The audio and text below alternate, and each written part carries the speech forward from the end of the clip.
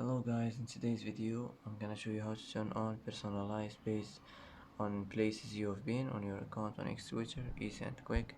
First click on your profile and now click settings and privacy. Now click privacy and safety, and now here you will find it on location information settings, and here as you see you'll find it. Just click on it like this and it will be turned on, and that's how to turn on Personalize based on places you've been, easy and quick, and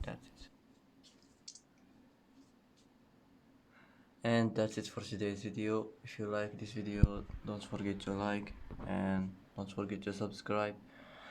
I hope this video is helpful for you, and thanks for watching till the end, and see you in the next video.